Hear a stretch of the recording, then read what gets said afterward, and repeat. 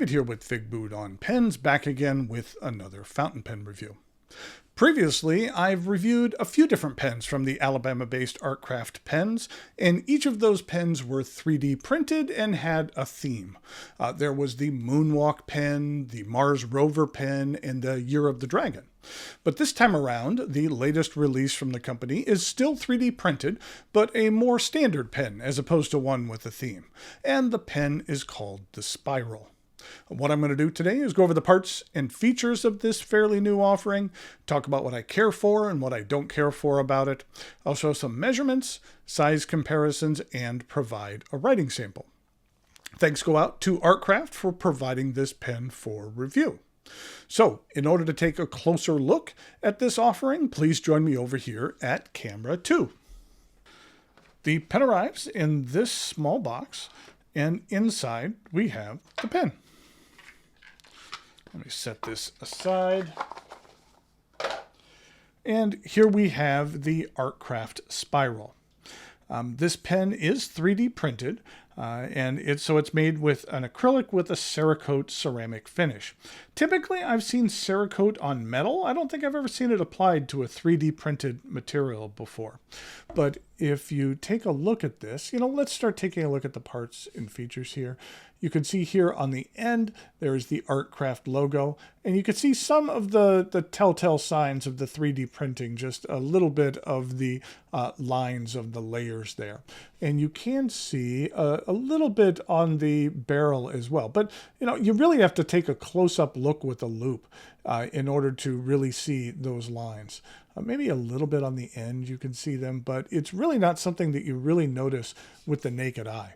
So I think that 3D printing has come a long ways. And at first glance, when I saw this pen, I didn't necessarily think it was 3D printed. And so I kind of took a close-up look and looked at some of those lines. Okay, let's take a look at the parts and features of this pen.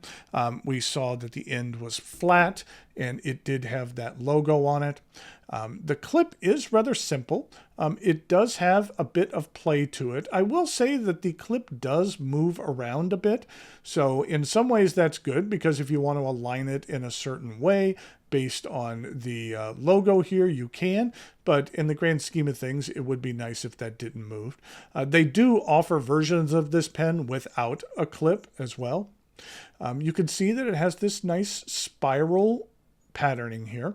I do like the way that you can match this up. Now, this is a snap cap pen, so you're not going to twist it, but even if it's slightly out of alignment, it doesn't look that bad. So like right there, if it was like half and half, it doesn't look that bad with the transition. So with this particular pen, I wouldn't be too annoyed in particular about making sure that it got back to a certain alignment, because I think even if it's just slightly off, it still looks decent. The cap is straight, and then we have a fairly smooth transition to the barrel. The barrel starts with another band here, and then there is the Artcraft logo. Then the remainder of the barrel is straight, and then at the end it is flat, and you can see it has a little hole on the end as well. So this is a pen that you would not want to eyedropper unless you want all the ink coming out the end. This is a snap cap. I will say this isn't the most secure snap. And when I say secure, meaning that it's not coming off, but sometimes you can do it. Let me see if you can kind of hear it. Sometimes I can snap it and it makes that snapping noise. And other times it doesn't. See there? It did it. Other times it doesn't. Of course, I keep talking over when it does it. There you go. So sometimes it will do it and sometimes it doesn't. I don't feel that the cap comes off too easy or slides off by any means. It's just a little inconsistent on when you cap it, whether it makes that noise or not. This is underneath here. We have a number 5 stainless steel Schmidt nib. It's available in either fine, medium, or broad. And this is what the plastic feed looks like. The section is a bit on the thin side. The section is plastic. It's not 3D printed. For me personally, it's a little too thin for my taste, but it is a bit on the narrow side. And overall, this pen is a bit on the light side. You know, at first I thought it was like a little too light. I wish it just had a little bit more weight to it. But then I did some weight comparisons, and it's virtually the same weight as a Lamy Safari. But I know it sounds weird that a Lamy Safari feels a bit heavier, even though it's the same weight. But I think it does. Maybe it's just because it's a little bit larger. I'm not quite sure. But I just wish this was a little bit heftier in regard to weight, because it is rather light in the hand. This is a cartridge converter pen. It does come with a converter or cartridge. It does come with a converter, and that it does take standard international cartridges. This pen is also available in a rollerball version as well. You know what? I do have that. Let me go ahead and show you what the rollerball version looks like. I don't believe they sell conversion kits, but the Artcraft folks sent along the parts for the rollerball, and so this is what the rollerball looks like. I actually think with this extended tip, it looks it looks nice. Just looks a little bit different than a standard rollerball, but it does still have that very thin section. But that's what the rollerball version looks like. The cap is not designed to post. It doesn't even fit on the back. And as I've mentioned many times, I like the fact that if it's not meant to post, it doesn't even fit on there. So there's no doubt that this is not meant to post. Though, as I mentioned, with the additional weight that I would like on here, maybe posting would have helped add a little bit of weight to that. Okay, let's take a look at some measurements, and then we'll come back with some size comparisons and then a writing sample.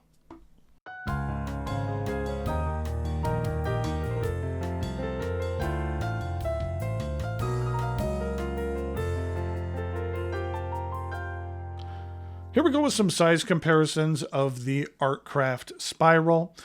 First of all, I wanted to compare it to a couple of Artcraft pens. I had mentioned that they were themed, or previous ones I had reviewed. This one here was the Mars rover, where it has the tracks of the rover and even the kind of shadow of the little helicopter or drone that was there with the rover. And then here is the Year of the Dragon pen. And I mentioned it earlier, the Lamy Safari, but this is what it looks like in comparison to that. In regard to a couple other pens, here it is with a Faber-Castell Loom, and then a TWSBI Diamond 580 Iris, and finally here it is with a Pilot Decimo. In regard to uncapped comparisons, here it is with that Diamond 580 and the Loom, as well as the Lamy Safari.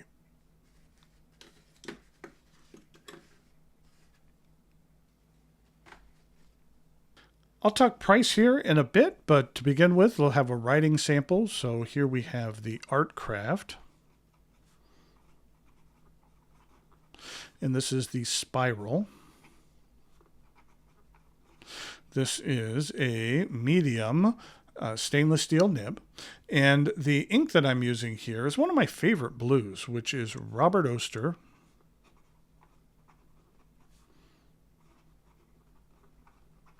And it is Bondi Blue, which is named after the famous Bondi Beach. This is what the ink looks like. It's a really nice, vibrant blue. It's somewhat similar to one of my first really favorite inks, which was Private Reserve Naples Blue. And then here it is with Krishna Peacock Blue, which is still very vibrant, but just a little toned down from these other two. This is what the bottle looks like. As you can see, I am almost done with this bottle. I've actually purchased another one, so with this one is done, I already have kind of one locked and loaded because I know that I'll go through this bottle. And here we go with the rest of the writing sample.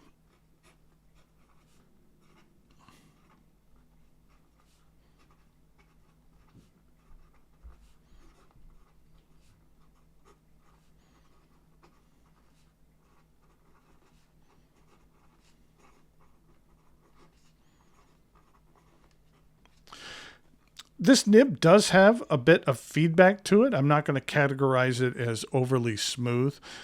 It is not scratchy by any means. You're not going to get a lot of line variation out of here. I'd say the ink flow is on the medium side, a little bit on the dry side as well. And in regard to reverse writing,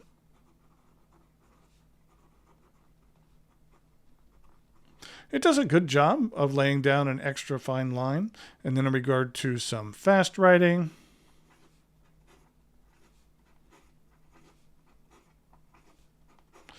I don't know why I'm writing so small.